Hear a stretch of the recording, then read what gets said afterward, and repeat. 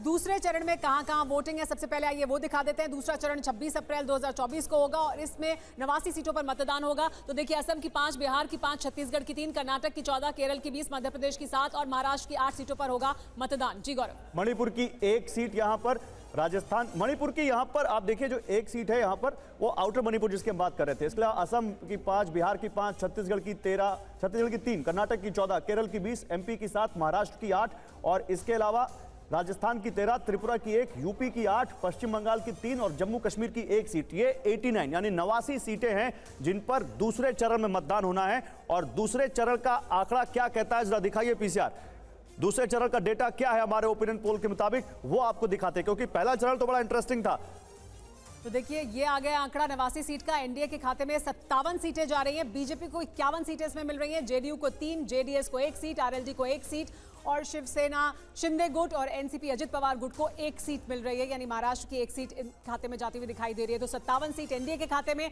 India को क्या मिल रहा है ये वो भी दिखा देते हैं। दूसरे चरण में इंडिया को 31 सीटें मिल रही हैं, कांग्रेस पार्टी को 22 सीटें मिल रही हैं, एमडीए को 5 सीट, आईयूएमएल को 2 सीट, टीएमसी को 1 और लेफ्ट के खाते में 1 सीट जा रही है। तो देखिए, ये तस्वीर है दूसरे चरण की, जहां पर अन्य के खाते में 1 सीट है। ये तस्वीर दिख रही है। लेकिन सैयद जफर इस्लाम साहब, देखिए यही बार बार सवाल वापस आएगा कि क्यों इतनी ज्यादा आउटरीच की गई, उसके बावजूद क्या नतीजे अभी नहीं मिलते दिखाई दे रहे हैं। क्योंकि देखिए, पहले और दूसरे चरण में इतना नुकसान नहीं है जिस तरह की बात आप कर रहे थे। और सर, मैं आपके पास आपका जवाब लूं उससे पहले नैनीताल का आंकड़ा हमारे सामने आ गया है। संदीप हमें बताएंगे नैनीताल की स्थिति क्या है, क्योंकि नैनीताल के बारे में सवाल पूछा गया था, तो हमारे दर्शक जो जानना चाहते थे नैनीताल के बारे में, उसके बारे में बताएं संदीप।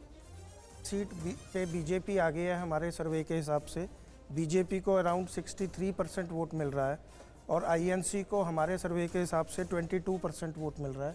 अनडिसाइडेड यहाँ पे 12%। जी हाँ, अनडिसाइडेड 12% है। और देखिए, अभी स्थितियां बहुत बदल सकती हैं आगे, जैसे जैसे चुनाव आगे बढ़ेगा, कैंडिडेट फाइनल होंगे, पार्टियां अपने तमाम गठबंधन फाइनल कर लेंगी, गठबंधन किसी हद तक फाइनल हो चुके हैं। लेकिन जफर इस्लाम साहब, क्या वजह दिखाई देती है कि आउटरीच तो बहुत किया गया है और अभी भी किया जा रहा है। लगातार हम देख रहे हैं प्रधानमंत्री नरेंद्र मोदी दक्षिण भारत में और तमाम ऐसी जगहों पर जहां कमजोर स्थिति थी थोड़ी बीजेपी की, लेकिन क्या वो नतीजों में उस तरह से बदलता हुआ नहीं दिखाई देगा? इस वजह से क्या हमें इन 2 पहले चरणों में इस तरह की तस्वीर दिख रही है? देखिए, कोई भी पॉलिटिकल पार्टी एक जगह मजबूत होती है, दूसरी जगह कमज़ोर होती है। Bharatiya Janata party pan India party है। हम साउथ में भी, नॉर्थ में भी, ईस्ट में भी, वेस्ट में भी सब जगह मजबूत है। लेकिन कुछ स्टेट्स ऐसे हैं जहां हमें और मजबूती लानी है। इसलिए आदरणीय प्रधानमंत्री जी ने अपने दक्षिण का फोकस किया है।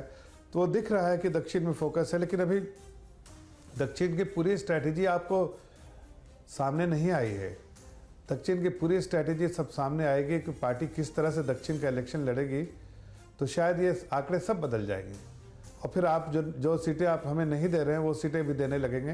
इसलिए थोड़ा वक्त का इंतज़ार कीजिए। मुझे लगता है कि दक्षिण के बारे में अभी हम टीका टिप्पणी करने के पार्टी के स्पोक्स पर्सन होने के नाते मैं कह रहा हूँ कि अभी हम इस स्थिति में नहीं है कि आपकी सारी बातें जो है वो तस्लीम कर लें और वहाँ के बारे में, इसलिए कि अभी बहुत सारी चीज़ होने बाकी है और अल्टीमेट रिजल्ट जो हमारा ऑब्जेक्टिव है वो मीट करेगा और रिजल्ट वो दिखेगा जो हम चाह रहे हैं। इसलिए कि हमारा साउथ में बहुत बड़ा फोकस है और साउथ में इस बार जिस पिछले बार 31 सीटें थी, इस बार 60 से कम नहीं आएंगी।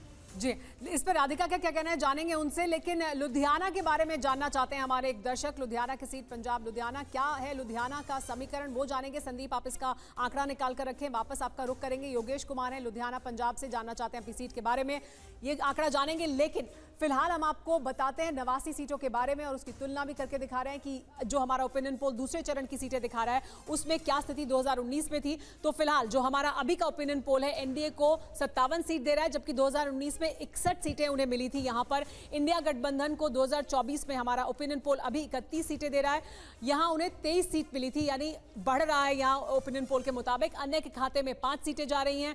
2019 में 5 सीटें थी और अभी फिलहाल 1 सीट है। तो देखिए, ये तस्वीर है गौरव। लेकिन इसे अगर हम मैप के जरिए और किस तरह से हमने ये तमाम सीटें मैप की हैं और क्या हमारा सर्वे कहता है, अगर आप वो और समझा सकें दर्शकों। बिल्कुल, क्योंकि हमने बड़े साइंटिफिकली तरीके से बहुत बड़े सैंपल साइज के साथ 20 लाख सैंपल साइज बहुत बड़ा सैंपल है जिससे हमने ये ओपिनियन पोल किया है।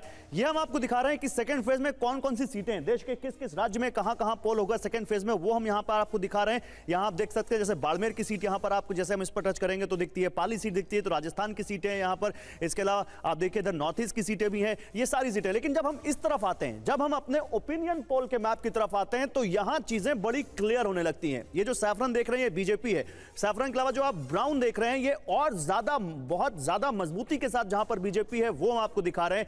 ग्रीन जो आप देख रहे हैं वहां पर इंडिया गठबंधन या कांग्रेस है, और अदर्स आपको जो यहां पर ब्लू में दिख रहे हैं। लेकिन संदीप यहां हमारे साथ पोल स्टैट से बैठे हुए हैं। संदीप, सेकंड फेज का मैप तो दिखाता है, जैसा कि हमारी टैली भी बता रही है कि इंडिया गठबंधन अच्छा करता दिख रहा है, लेकिन आप जरा हमारे दर्शकों को वो मेथोडोलॉजी बता सकते हैं, जरा दिखाइए वो क्या डेटा है, क्या चर्निंग है जिससे आपके पास ये डेटा आ रहा है, जल्दी बताइए। हमारा डेटा वो दिखाइए। के थ्रू आता है, ये सारा डेटा का सिस्टम है। आप देखें तो फेज़ वाइज सिलेक्शन के बाद फेज़ सिलेक्ट हो जाता है।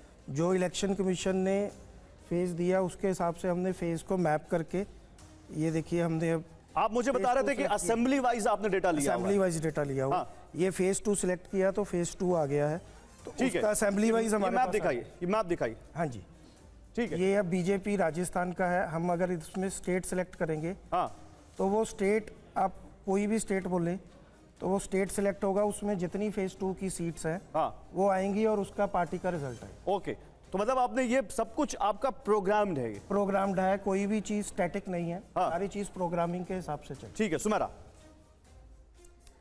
जो देखिए, और आइए सबसे पहले लुधियाना से हमारे दर्शक लुधियाना के बारे में जानना चाहते थे, तो वो पहले नतीजा बता देते हैं।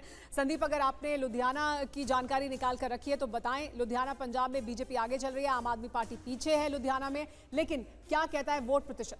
वोट प्रतिशत के हिसाब से लुधियाना की सीट बहुत क्लोज है। कैंडिडेट अनाउंस होने के बाद एग्जैक्ट पता लगेगा। डिफरेंस सिर्फ 5-6% का है बीजेपी और आम आदमी पार्टी के बीच।